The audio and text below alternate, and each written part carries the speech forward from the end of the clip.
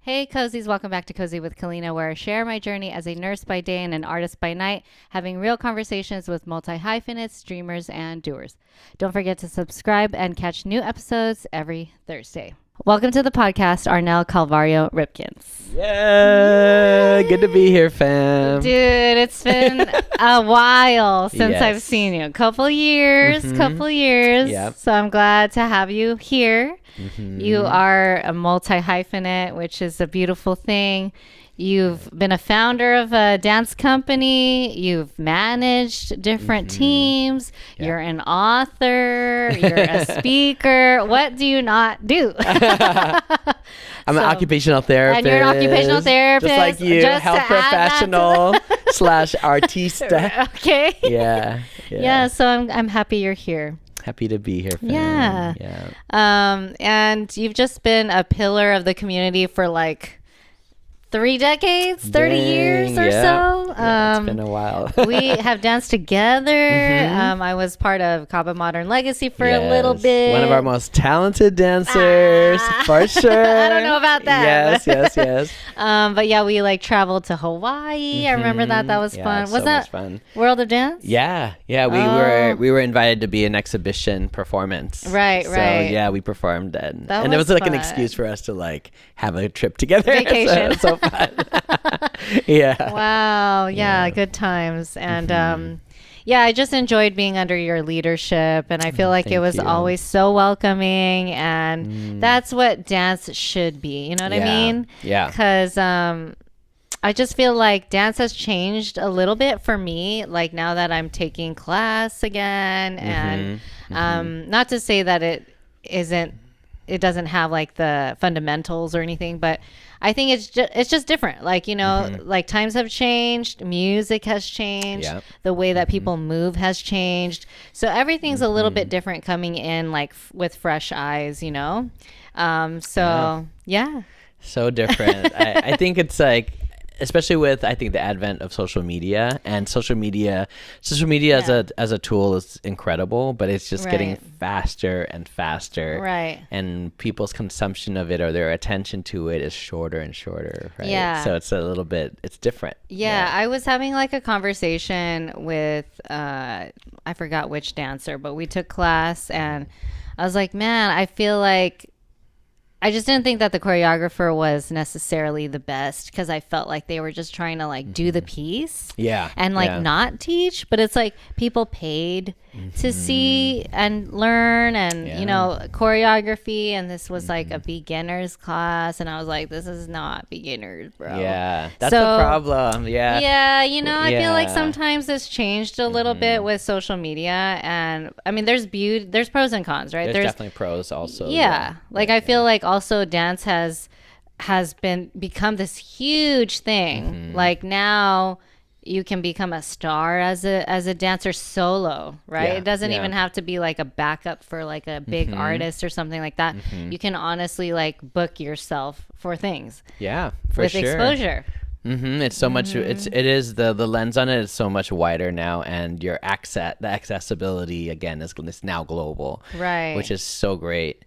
But like going back to like the thing with like a dance class, it's like when people say they want to be a dance educator, that means you have to be passionate about being a good dancer and also being a good educator. Right. And I think that's what you're experiencing. It's like we do have a phenomenon where some people are just good dancers, but they're not necessarily good educators, right? And so they're up in these studios, you know, teaching an intermediate advanced class, but it's labeled beginner, right? When really like, no, it's a beginner class. So people are coming in there to learn at that pace. And to get some kind of like foundational movement to like be able to access that person's choreography or that person's dance art form.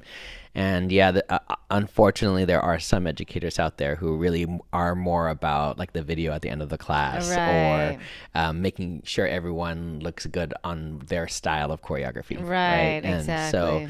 And so Yeah, it really should be both. It should be like, yeah, I'm going to share my art, but really, if I'm going to be a dance educator in a studio, I should also be passionate about educating and about the students. Yeah, it is about the class, you know? Like sometimes I'm in class and I'm like, why are we still going? Nobody is getting it. You know what I mean? That part. And like, you're used to that generation where even dance directors, right? They have eyes on everybody in the room. Yeah. And they can kind of get a pulse for when people are catching it. You know, sometimes you're in a room and everyone's picking up quick and okay, let's keep going. Right. But good leaders, good, dance educators can read the entire room and feel like no one's getting this, versus just looking at themselves in the mirror. Right. Right. That's well said. So you've been, I love that you still take class. Like I see your socials and stuff. Yeah. Like what keeps you passionate about dance? Like about dance after all these years? I think it's always being not just comfortable, but being committed to being a forever student, right? And there's so many dance art forms. Like my initial loves when I was growing up learning dance was really like hip hop. I love top rocks, and I fell in love with locking or Campbell locking. But now that at my age now, I need other languages that express who I am today. And so some of those art forms are like, I'm really into house dance because after the pandemic, we were craving connection and freedom. So of course that's house, right? Yeah. And then I really love this art form called light feet. It's really, it's a newest extension or under the umbrella of hip hop, but it has its own unique foundation and unique music, and it's hype. So it's definitely up my alley because I, being a person who loved hip hop social dances in the 90s, Light Feet is in that level of like hype, joy, strong movement. So I'm also training in that because that speaks to kind of the movement I like now also. So even at my age, like I still love learning forever, but it's also within like what I'm going through in life and what connects to like what I'm feeling. Right. And I also like to learn now that I am older and I want to learn. I really like pay attention to people who are good dance educators. I'm more picky with who I take class from. Same. And if I really like someone, I will invest the money in doing a private too, because I'm just like, I want to actually learn from them, but at my exact ability and pace, so I can really have like a rich experience. And so I'll do that, or I'll go to a session where a bunch of people are teaching each other, because that's how I initially learned how to dance. Was never in a studio. It was like, wait, so were you a freestyler like when you first started? Yeah, it's interesting. So I start. So my arc in terms of my journey, this is very common with a lot of dancers, is I started off as a freestyle dancer, learning at the parks, learning at the family parties, learning in people's garage, like us teaching each other. Yeah, like the DI, the dance instructor. we all had one of those at the family parties, right? And then, I feel like I really looked up to my older cousins, but I was younger, so I couldn't dance with them. So I would just watch them, and then I would just practice by myself or practice with my school friends. And then when I got to high school is when I was like, I want to create choreography with my best friends, and we had a dance crew at that time. And I think the combination of that community experience of learning at the parties and at the park in a communal way, combined with now doing these choreographed performances for talent shows with my high school friends, is the foundation that led me to, like, with Cabo Modern, when I got to UCI, to look for those things in one place. Like, I want a place where like we teach each other, but we also make these dope ass performances, Wait, so was that the birth of Cabo Modern? Like, what made you just like invited your friends, and then like it became like a bigger thing? I think like my greatest like sense of belonging was, and I tried so many things growing up, like Boy Scouts, Key Club, marching band, like all these different sports, but the place where I found the most belonging was learning dance in the community, and also my dance crew in high school. And so when I went to UCI, I joined the Filipino club right away, and I was like, where is the dance crew? I want to join, whatever. And it just didn't exist. Oh. So I was like, oh, it's not here. There's no hip hop club. There's no dance crews. There's nothing on campus, even though there were a lot of dope dancers. And in my first quarter of UCI, I had a dorm mate. His name was Kong, and the two of us would like freestyle on our balcony, okay, in our dorm. And then we looked down there and we saw some other girls that were dancing in their like little dorm too. And we're like, should we create something? And so that was when I was like, there are dancers here on campus. I'm sure they're like me. They grew up, watching Soul Train, learning from different dance crews. I think everyone's just looking for a place to belong. Right. So that's why I created Cabo Modern like January of 1992. Dang! Yeah. Wow. Way back when. That's amazing. Yeah, because I was like, it doesn't exist, so I guess we have to create it. So did you just like make a club and then it became like how did you come up with the name? So it was the Filipino club that I joined was Kababayan. And they had a Filipino culture night. And so they decided that, I kind of got unofficial permission from the president to start, a section in the Filipino culture night that reflects like modern, ways of dancing. Oh. And so they called it the Modern Dance Suite. Right, it's Kababayan Modern Dance Suite, but so that when people ask like, "Who are you guys?" We're the Kababayan Modern Dance Suite, but it's like so long. And what does Kababayan mean? So yeah, in Tagalog, the Filipino national language, it means fellow countrymen, and so they're like, you're not Kababayan Modern Dance Suite, you're Kaba Modern. Just it's made it shorter. Oh, I see. So that's kind of how. Oh, I never knew that story. And we were like, okay, we're cool with it, and we became known as Kaba Modern for short. And I think people didn't know what we were really doing until the culture night. They saw us perform, and then all the other schools were like, we want that too. Oh. So that's when then after that, a few years later, Pac Modern became, for their Filipino, there's this Filipino American coalition, Pac Modern. And then wow, I did not know all this history. Yeah, UCLA had Samahang, and then they always had like a dance a big one where they just let everyone, but they decided, we want to have a company too, and so they became Samahang Modern. And then there was Team Millennia, of course. So there are all these groups now popping up in all of these colleges because everyone was looking for something like what I was looking for, a sense of belonging, a place to create together, a place to grow together. But it was interesting because, hip hop was starting to get into the studios, but not so much. So we weren't really let into like the school dance program spaces. Oh, okay. So they would never give us any studio space. There weren't any like dance studios who wanted us to teach there or to practice there. So that's why also we had that phenomenon of us, just like when we grew up dancing in, the parks and the streets, right? Yeah. We were dancing at parking structures, dancing in between buildings, wherever there was light. Yeah. We used to call it, we would practice under the bridge, which was literally under the bridge of Cal State Fullerton. Oh, that's why the competition became the bridge. Oh, that's so bad. See all the history. All the history. We literally were like freezing and oh yeah, those winter months. Those winter months are rough. We were going through it. Yeah. Yes. Yeah. Wow. I remember that. Yeah, I remember dancing so hard and you're wearing a turtleneck and then you get sweaty and then you take it off and then it's cold and you put it back on. I mean, dang. Right. Good times. Yeah. So then what was that turning point when they started like, okay, I see a movement? Because then it became like a whole competition. Like I remember friendship games. Yeah. That was huge too. That's the actual progression because first, it was just once a year at all the culture nights. And so then, we only perform once a year. And then we would watch each other's performances at the different culture nights. But then we were like, this is too little, like once a year. So then we're like, well, there's friendship games. So that's 2 times a year. Oh, And then a lot of the car show promoters started saying like, dang, wherever Team Millennia and Cabo Modern goes, they bring a lot of like people, especially a lot of hot girls.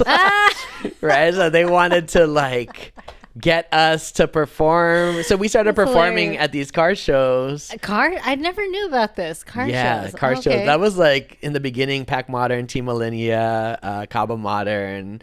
We were performing at car shows because we wanted, and clubs, because those are the promoters are like, we'll make a stage for you if you bring your friends, and then if you bring your friends, of course that helps their event. Right, like promo for them. Yeah. Yeah, but when we get there, we were like pissed because we're like, yo, we're like 25 dancers and we can't fit on that 10 by 15 stage, you know what I mean?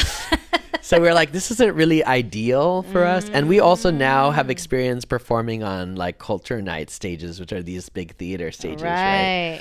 So that's actually how Vibe was created, was because my roommate was looking for a new campus event fundraiser to throw. And I was like, we deserve something better than the car show performances and the club performances. Oh, wow. So that's why my roommate created Vibe. Vibe is the oldest. Did not know this. Yeah. Once Vibe was created, then that's what led to like Prelude, Maxed Out, of course, Bridge, which now it's Resurgence. Like all of these competitions start popping up. And what's really funny is it all connects too, because those car show, one of the promoters from that car show was one of the creators of World of Dance.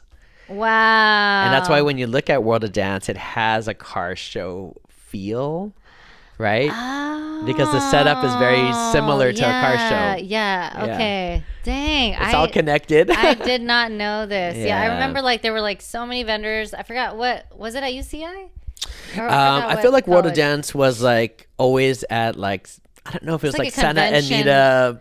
It's like one of those. It's always at a really big convention center warehouse. Yeah. And then it's always like one gigantic big space with your set, like rows and rows and rows of vendors. Yeah. And then an open stage, right? Like an open stage with like open seating. So it felt very much like the car shows where they would have stages for like singers and different performances and stuff. Right. Yeah. And so then when did you get a part of the debut? Oh my God, the debut! I always was wondering because I see these throwback clips and I'm like, dang, how did you get into like film too? Because like that was like a big movie back then. Like so it was the debut was really at an interesting time because that was that was like 25 years ago.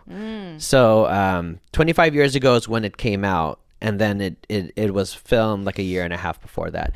But you felt like at that time we already were college students. We grew up our entire lives never seeing ourselves on American television. On screen, yeah. Right? Even though when you look in the community, like we were DJs, singers, dancers, we were actors, we were very we were multi-hyphenated, right? Like people. But we had no representation. We were really, Asians in general as a collective were really relegated to either the nerd or the martial artists. And there's nothing wrong with those, but we're more than that. Yeah. So we got approached because they had already booked, they wanted to have a battle dance scene. And Dante Bosco was already on the project. And then they had a girl group called Premiere from Bay Area. Oh. And so this dancing trio with the main character girl, they wanted to do a dance scene where guys battle against, girls against guys. Yeah. And so one of the supporting characters was going to dance. He was a good dancer, Rollins. And so they asked Cabo Modern, they said, will you choreograph the section for the girls? And then, do you have 3 guys that could be in the battle scene with Rollins? And so then it was me, my best friend, Ira, and also our other best friend, Jose. We were all leaders for Cabo Modern. At that time, I already had left Cabo Modern because I graduated UCI. But I was still so close with Ira and Jose.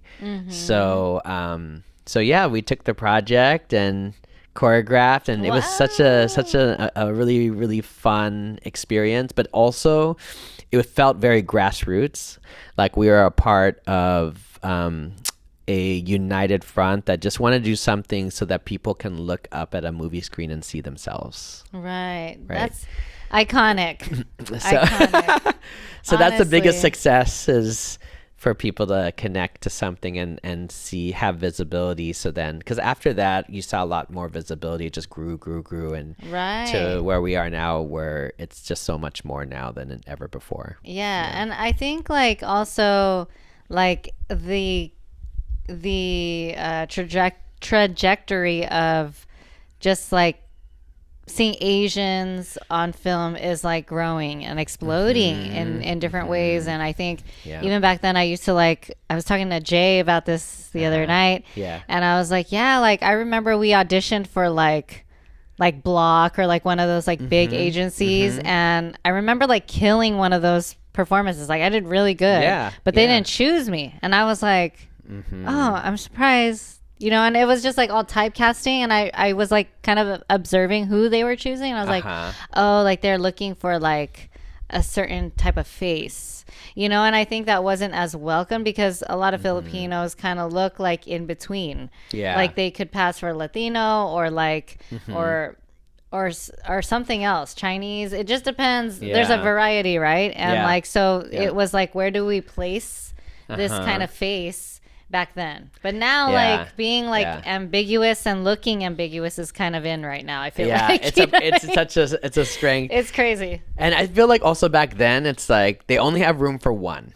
Right. Like there's only like one token Asian, you know what I mean, on every tour. Right, that's true. And so you're like, it just wasn't equitable ever, you know what I mean? So I think it's a lot different now. I think it really, you see much more just diversity in general, which I love, you know, diverse ethnicities, diverse gender expressions, diverse bodies, which is so cool. Yes. Different shapes and all these beautiful different bodies. I just think it's so beautiful to see that we're seeing more of that, but there's still a lot more work to be done as well. Totally. Yeah. And I also feel sad for dance because as big as it is, and I mean, when you open TikTok, a lot of people are looking at these TikTok dances. They're doing them, right? These TikTok dances, but as big as dance has always been and continues to be today, we're really at the bottom of the totem pole still, right? Like, you know, we're not, you know, in the Emmys, you know, you don't see choreographers like part of the main show.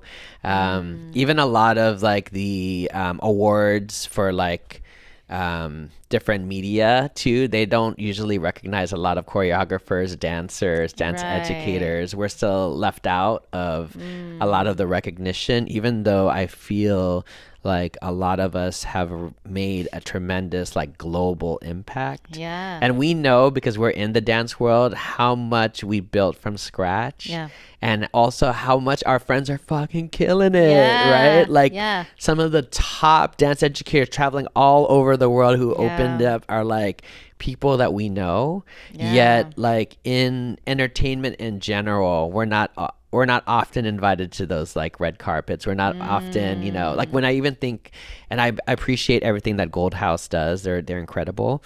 But every year out of, you know, the 100 artists that they do, there's usually only one choreographer or one dancer. I mean, that shows how you value dancers. If out of 100 you can only pick choose one.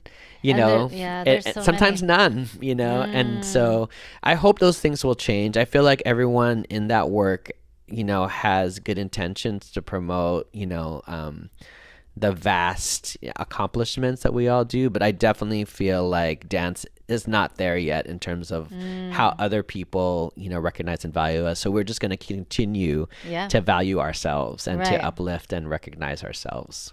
Beautifully said. Yeah. Amen. Yeah. All right, so let's shift to who you've managed before. You've managed some big names. Fanny Pack. Love Beat Fanny Free, Pack. Love them. Kinjas, yes. Yeah, each with their own identity, right?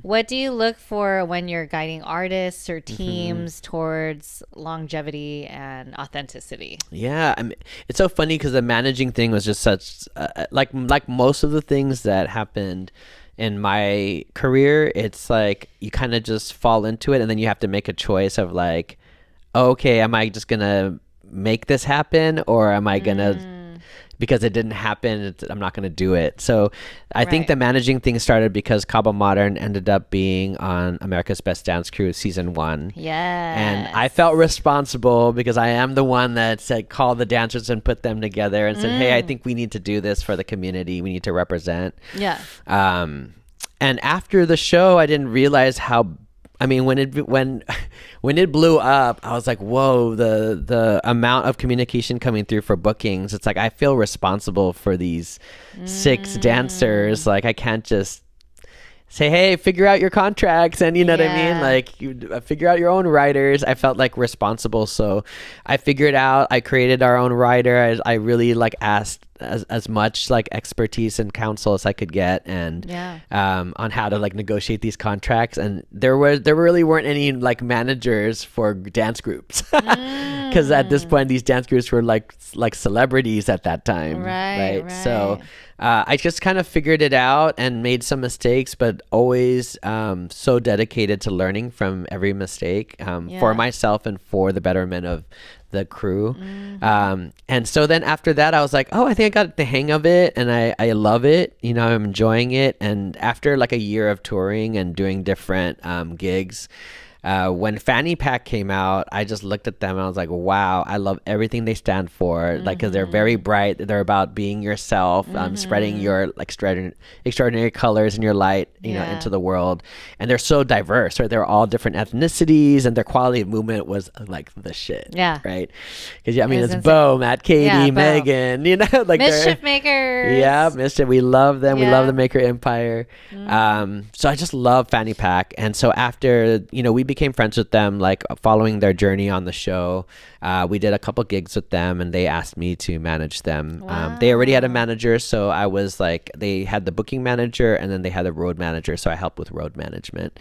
And I love them. Yeah, like touring. Yeah, so I would go with them to make sure, you know, when they go to gigs, that their riders fulfilled, that they get paid, that they're safe, like that all they need when they're doing these performances will keep them safe and also keep the integrity of their art. Right. Yeah. And a lot of the other management is also just make sure they're eating, they have food, they travel, they get there okay.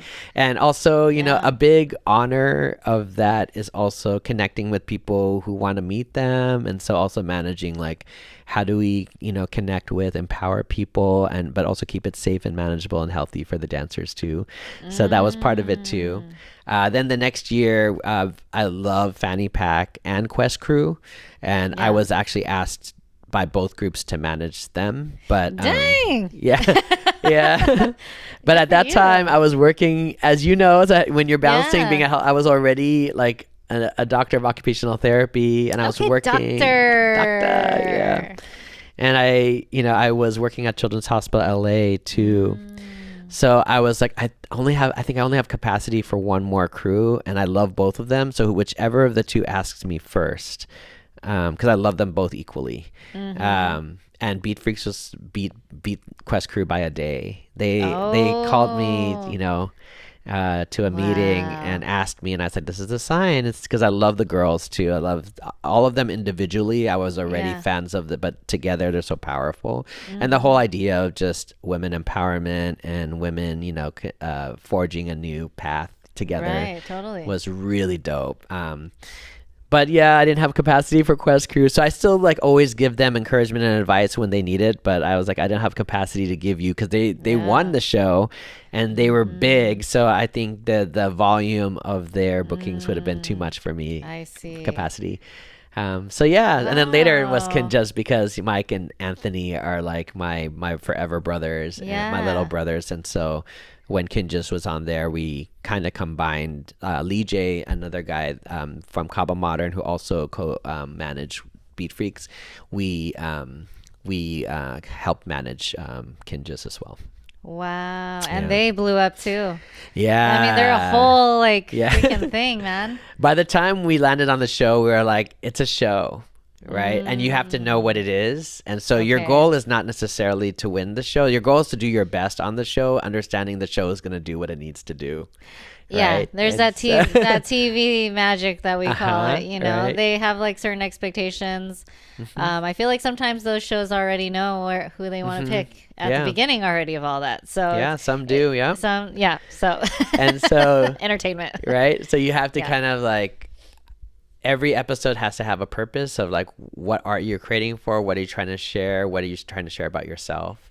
And so by the time Kinjaz was on America's Best Dance Crew and also World of Dance, we were a lot more seasoned and like, okay, every episode's gonna mean a certain thing related to like our story or what we're trying to share and promote. And we're gonna use the show as an opportunity to share our art, but also to let people know what we're doing and what we'll be doing after the show. I love that's smart. Yeah, because you can't again control the destiny of the show, who's going to win or who's not going to win. Because again, you're like you said, it involves producers and a vision. A lot of people in the headroom making decisions and such. So, right. So the story always, will always be impactful, which I think is important, and the power of collaboration. I mean, it seems like you've collaborated with multiple people over the years, like and like now that I'm an artist and owning like that I'm an artist, it's so crazy. Despite me doing a lot of things on my own, like I manage myself, I do all these things, I cannot do it without like a team. Like whether that means like the team will be on the show day or the team will be on certain things in my artistry, like it takes a village to really make something happen. Like you can't do it all on your own. There's no way. And it takes time too to figure out like who is the right combination to be your village, right? That part, And you kind of have to continuously learn. And sometimes you have like the perfect village, but for life circumstances, something changes. Yeah. And so it's always like there's things that you take with you as you move along, and there's a certain amount of fluidity that you have to like kind of adjust, you know. But as long as you're always learning and you have a vision that can kind of be your compass, you know, and you have a why that is also your compass, you will always find your way, right? You kind of need both, because even when you have it perfect, anything can change at any time. Right. It's so true. So valid. So the mission and the why, right? I think it's always so important. I love that. Yeah, I'm like learning myself kind of, because sometimes like when you're learning a lot of skills, like you get lost in the sauce because you're just focused on like, oh, this has to be done like a task, you know, like administrative stuff. And I think like as an artist, I'm like even thinking more now, like, why am I doing this? What's the purpose? And then sometimes things just fall in my lap and I just open it with open arms. Yep. And then we'll see, you know, trial and error all the time. Yeah. It's a lot. It is a lot. But and I think and I know we were talking about it like off camera earlier about different stages in your life, you have different energy for certain things. And so when you're in your 20s, it's really about taking risks and just going for it, for the pure experience of just learning and like making mistakes and learning from those mistakes, and also experiencing those highs so they kind of fuel you. And that's really the era of passion projects, right? Where you're just fueled by passion, fueled by energy, and fueled by learning from these different people around you. Right. And then as time goes on, you know, like I always say, it's usually after 35 right? Yeah. You start to like integrate like purpose and also valuing your time so much more and more. Every year after 35, you value your time more, or because we're facing more things like mortality, like people losing people. Also on the other end of people being born and people getting married, or people having new careers or whatever. Parents getting older, especially like family loved ones getting older.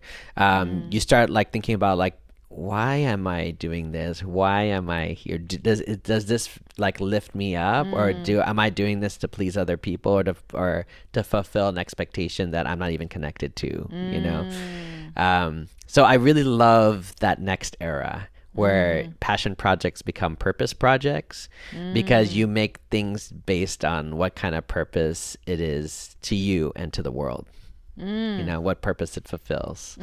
And so, yeah, I'm all about purpose projects now. Passion projects definitely was something I loved earlier in this journey, but now I'm really like focused on purpose projects, because for me to commit to something means that I'm taking time away from something else that's so important to me. Right, exactly. And so if it's not connected to purpose, then it's not really worth it. Yeah. I'm like in the in between right now. I feel like it's like passion, but also like with intention, so that it can become purpose.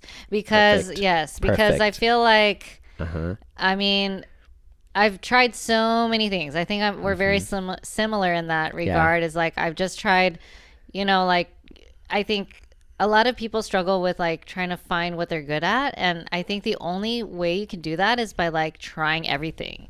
And it's just like, okay, check, I don't like that, or I like it but not that much. Like it was cool, but you get a feel of that, and then it's like the passion kind of came back.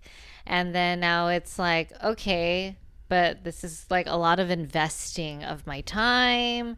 It's taking away. Is it worth it? Right. Is it worth it? It's taking away from like, friendships, like different things. Like obviously, like I still want to make time for the things that are important for me. Yeah. But I do want, like, it's definitely like leading into that also, like the purpose part. Yeah. Yeah. And we learned to like over time to like really balance self-care with community care, because both are just so important. You know, like taking care of others and being in community with others. That's so important. But with time, we learned that none of that will be great if we don't also take care of like what lights a fire within ourselves too. Yeah. And what makes us feel nourished and full, and that we're also feeding our soul too. And are you like practicing anything for yourself for self-care? Because when you work in healthcare, oh my God, you're giving a lot too. Like, and that's often overlooked. Like, it's not just like yes, it's a job, but it's also like a lot of selfless, like giving. And then you have to remember, like sometimes like we get lost, like, oh, I got to do that for me too, because it's just like giving and like you want to receive that too sometimes. I think like I teach a leadership course because I realized like over time, leaders, especially during the pandemic, leaders like serve so many people in their dance communities and in their studio spaces and in their institutions, but they don't always fill up their own cup. So like in the leadership program, I purposely end with self-care because of that. And some of the things that I've learned over time that I teach in that last course is one, scheduling yourself in your own calendar. My therapist told me that. Yeah. I have a Google Calendar, and I'm also old school, so I also like to have a month view and write it in my month view calendar. So I handwrite my stuff, and I also put it in my Google Calendar. Love it. But everything in both calendars that's blue is just for me. They're the things that make me happy as Arnel, not my role, not my title, but they're just things that like when I do that, I feel happy, I feel replenished. And so sometimes it's like dinner with a friend. Sometimes it's dinner, time with Dustin and my doggy our doggy Kenobi. Or sometimes it's like, for me, it's ice cream. Like I just like I'm gonna get ice. I'm an ice cream lover, and just like seeing blue on my calendar makes me feel like I can power through all the other colors that are in my calendar, because the other things are like, appointments are a certain color. The things for my work is a certain color. Things for dance that is in service of others is another color. Even though I enjoy it, it's still like in service of other people. Right. That's different. That's always going to be there. But if I have a calendar and there's no blue, I know I'm not making good decisions anymore. I'm veering off. So I've gotten used to like I have to see multiple blues every week. I don't have a single week where there's no blue, because then if it is, I'm not being true to myself or to my relationships. And that's something I had to learn over time, because when I was managing, it was exciting. I was at a different country every weekend. You know what I mean? How fun, though. But the missing thing I missed is like people's birthdays, holidays, things that you can't take back. And while I don't regret I'm so grateful for those experiences. I know that I'm much better now at making more balanced decisions. And that's also why, I feel like I probably was in a relationship with dance, and I was single for so long. I didn't get married to my husband till I was 50. Yeah. And it took me almost like progressively a decade before that, from my 40s on, scheduling myself in my calendar to make such a shift that I would even have the capacity to be a good partner in a relationship. Yeah. Snap on that. So schedule yourself in your own calendar. Yes, and I love the color coding because I have a calendar, but it's like all the same colors. So sometimes you're just like, oh my God.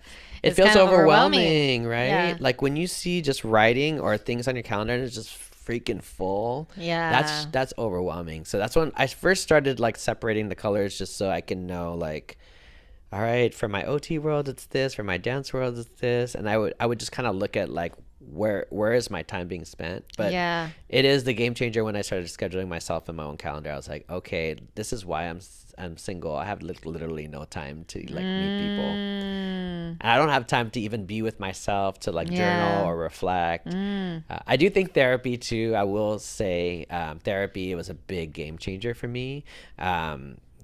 That like completely changed my world because of accountability.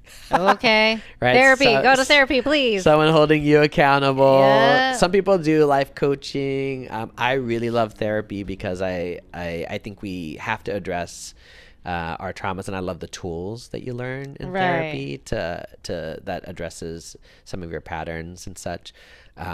But yeah, any kind of thing, whether that's, life coaching or therapy or, joining some kind of support group or whatnot, anything that like makes you stop, reflect, and think about tools that you can use to make transformational change. I think it's important. Snap. Yeah.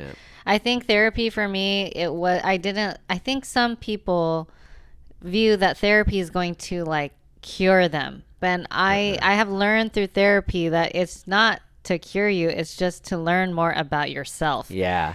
You still have to make the choices. You have to make the, right? Like, better. But like, are you gonna go this way or are you gonna go this way? You know what I mean? So props. Therapy. We love it. We love it. Yes. So let's shift to you've judged some of the biggest competitions. Let's name a few. World of Dance, Hip Hop International, and Vibe. What moments stand out from those experiences, and what do you value most as a judge? So funny. So some of those really big ones, one of the best thing is like having that global connection to dancers. It's such an honor to, first of all, be in that seat, and then the greatest joy and the most rewarding thing is being able to give someone feedback, whether that's constructive feedback on how to continue to, build upon their craft, or even more enjoyable for me is also affirming someone, having the opportunity to affirm, a leader or dancers and let them know, remind them, what I see that's so special in them, so they can see it within themselves and celebrate themselves. I love the constructive feedback too, because I know I always appreciated it when I was directing, Cabo Modern or RKM Legacy. Or Culture Shock.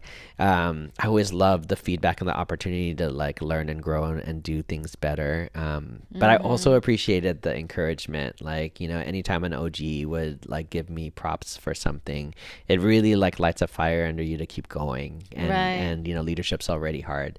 So that's also why when I think about like, Vibe and Body Rock are like my favorites, because I love the opportunity to write something down or to speak something into the microphone and let them know, or just to be able to interact with them after, because it's such a community feel that you feel like you can really do that, that's the most rewarding. And over the years, I get stories back of like, I remember, like, I'll never forget when you said this to me, or when you sent me this message. And, so I don't always remember those, but when I am reminded of those, I'm like, that's really what it's about. It's like, the competitions and dance in general is just a vehicle for us to like celebrate, uplift, heal, Right. And so it could be friendly competition. It doesn't have to be like a battle. Yeah. Like, your biggest competition, or even in battles, is really battling against yourself. Exactly. Against your ability to connect with the music, to connect with the people around you. Right. If you're in a group, to build with your group. You know what I mean? So yeah, that is definitely like the most important part of it to me. Yeah, and the most memorable parts to me is those opportunities. Love it. And so let's talk about you being an occupational therapist, a doctor. Yeah. That's like such a unique blend, which is very similar to mine. I would say, yes, balance. Yeah. And you work with kids, right? Yeah. What made you become an occupational therapist, and like were you working with kids already? So first of all, props to my parents. Like, they never put any pressure on me to be any career. They just wanted to make sure I had good grades, so I have opportunities to select. So they were always just like, you can do anything, as whatever makes you happy, but just get good grades so you have opportunities. So when I went to UCI, I was already in that health professional track because I just admired so many people, uncles and aunties, who were nurses and doctors and chemists and pharmacists who just love their jobs. And I think growing up hearing about how they love patient care made me like, I think I want to do that too. But when I went to UCI in the beginning, it was like amazing, the first year. But as I started getting to the sciences like biochemistry, organic chemistry, things that I just couldn't connect to the human experience, I just lost focus. I was definitely more interested in like Kava Modern and like, you know what I mean? Socializing, because I really found also my voice. I was so shy going before I went to UCI. I did have some leadership things, but I always like preferred to be a vice president or to be a supportive role. I never want to be like the person in charge of anything. And I never want to be the spokesperson either. It just wasn't something I was very comfortable with because I was very insecure and shy. But in college is when I really found my voice. I had to be a leader because I had to create something. Kawabata had no choice. It's like, oh, this is your idea. Yeah, and that was really weird too, to be a freshman directing like juniors and seniors and sophomores, the people older than me. Yeah. I had to learn real quick to like, yo, you got to speak up and you got to be organized and you got to show up and be ready for them to like respect you. So I found my voice in college, and I was, my grades, to be very honest, at UCI plummeted. I went on academic probation, and I just didn't love what I was learning at all. But after college, I went on a medical mission, still clinging on to like maybe what's something in this health professional. And I realized, because I was helping with like tumor resections and delivering babies and cataract surgeries. Wow. And the best part of that mission to me was the patient care afterwards. I realized I love the recovery room. I love passing out the medications on what to do after. And I was like, I think I'm into rehab. I think I'm not pre-med. I'm not going to go to medical school. And so when I came back, I just volunteered at all these different departments at different hospitals. I got a few. Then I was like, I think I like physical therapy. Because when I think rehab, that's the only thing I knew. I didn't know about occupational therapy. So I worked as an aide at different clinics because I get a part-time job. And then I applied for a job because I was going to move back home. I finished at UCI and I was going to move back home. And they had an opening at Children's Hospital LA for a physical therapy, occupational therapy aide position. And I interviewed, and they had 2 positions open, and they offered me, it's like, you're our top choice. Which one do you want? I'm like, what's the difference?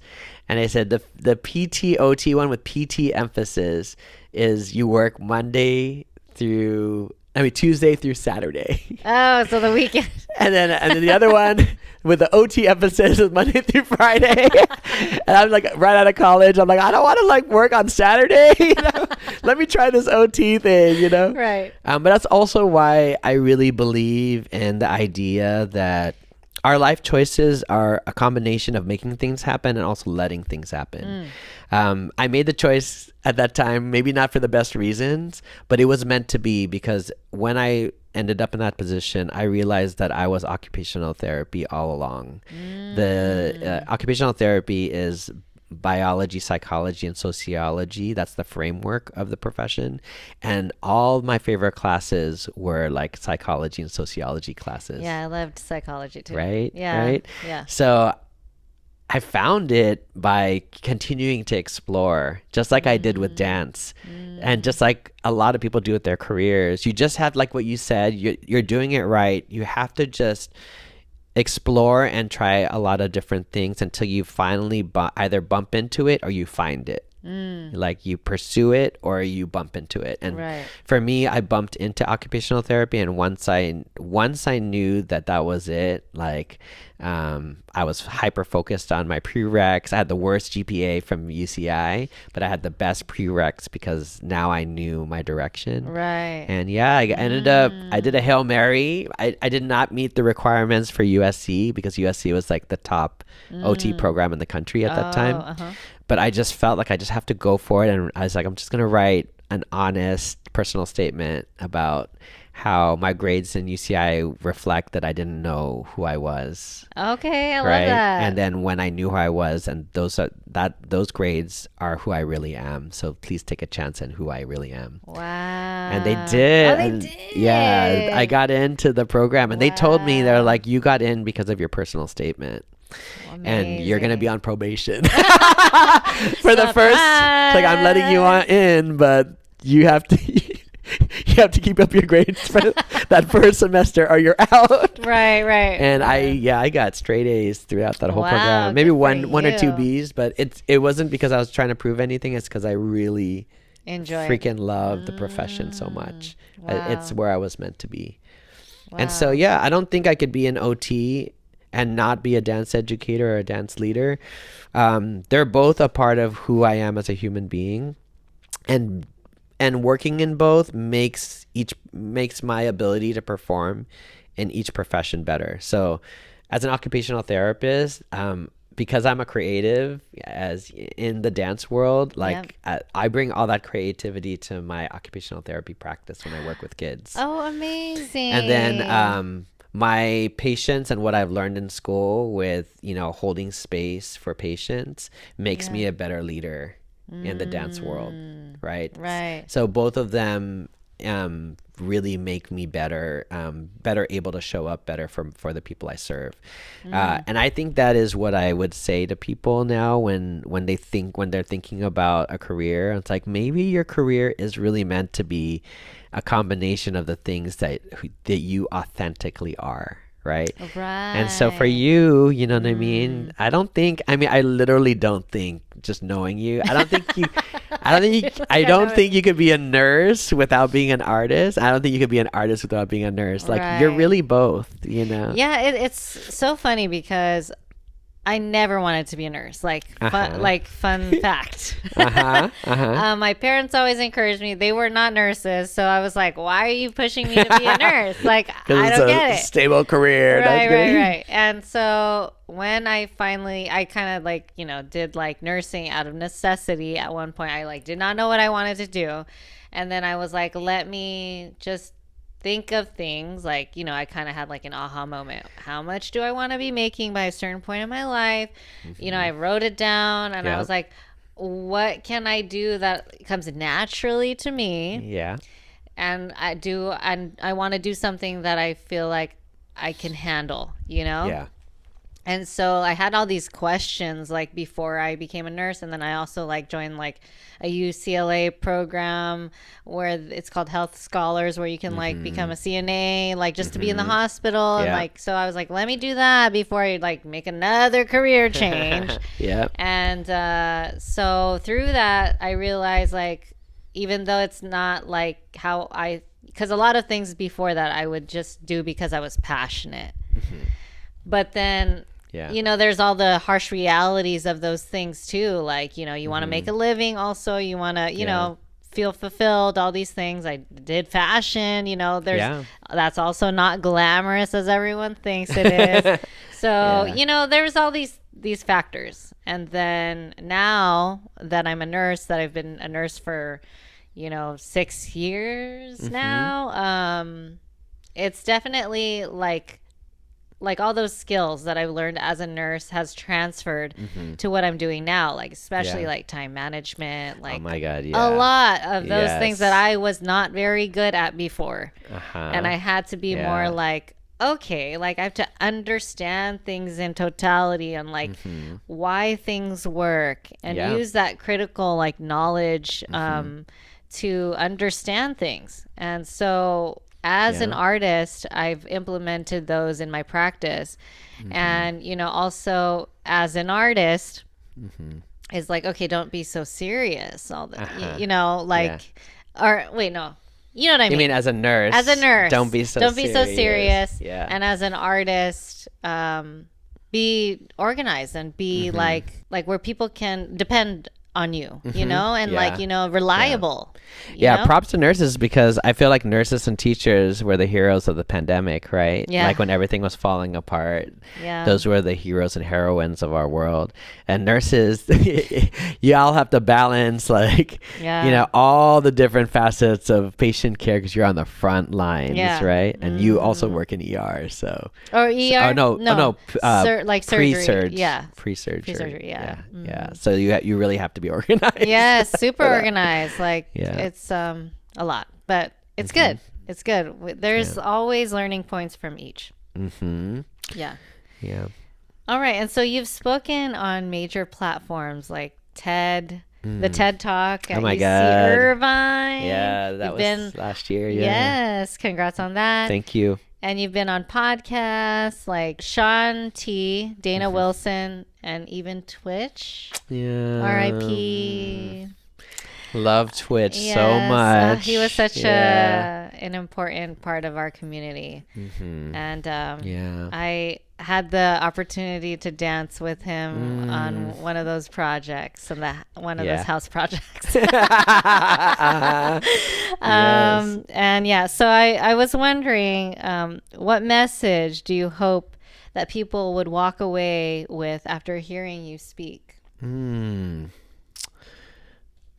I would say that every person has value, and to lean into all the parts that make you extraordinary. And one of my mantras is that we're all a brilliant mosaic of many extraordinary parts. So we're not like just one identity, we're many identities. And when we fully love and embrace all those different parts, that's when we really step into our brilliance. And so whether, it's through dance or occupational therapy or leadership or anything else, I just really want to encourage people to look in the mirror and see something that is lovable, see something that has worth and value.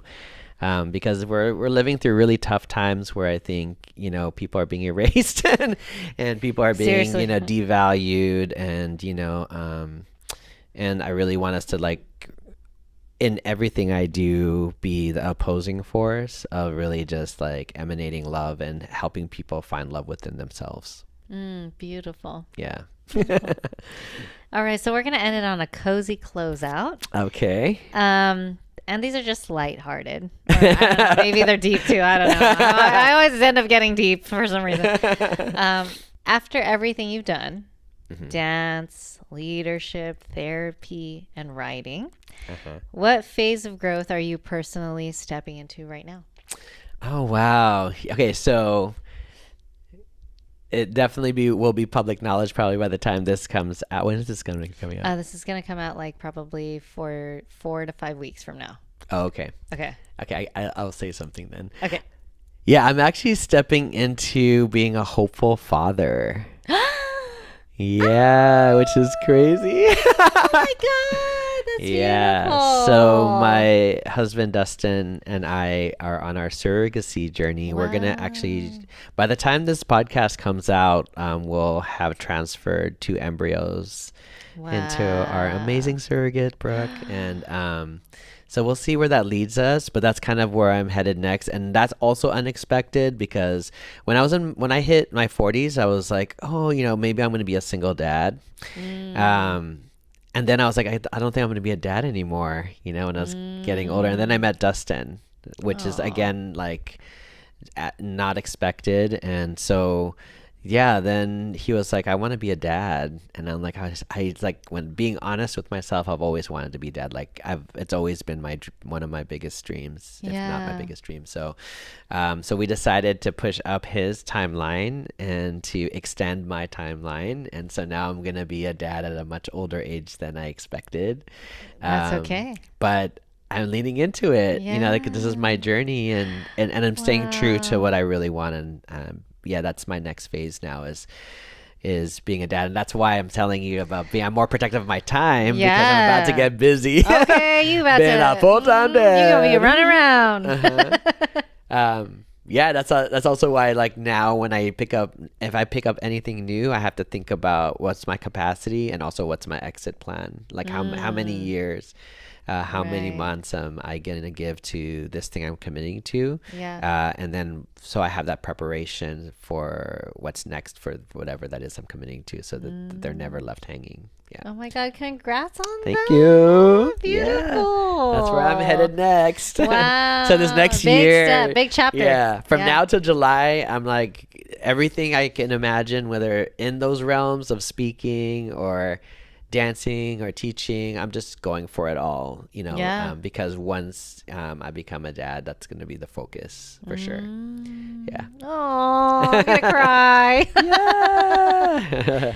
All right. So we're going to end it on, for those listening who might be struggling to find purpose in their art or their career, what would you want to leave them with today? It's okay to like either not know the direction you're going or to be headed in a direction and it be different than you expected.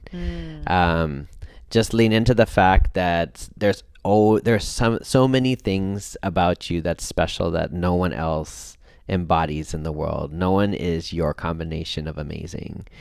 So don't get discouraged. Sometimes, not getting to that destination is just directing you to something else that will be better in the long run. And in the meantime, just surround yourself with your people. Not everyone is for you. Right. And as we grow in life, we learn who our people are and who are not. Right. And some relationships are transactional, and that's okay. But hold close the people that are your people, because through the ups, downs, sideways movement of life, you'll care for each other and help each other get to where you're meant to be. Oh, that's beautifully said. Thank you so much for being on this podcast. I really appreciated you here today. Yeah. Much love, everyone. Much love. Hope you guys liked that last episode. Don't forget to watch a new episode every Thursday on the next Cozy with Calinnah. Yeah.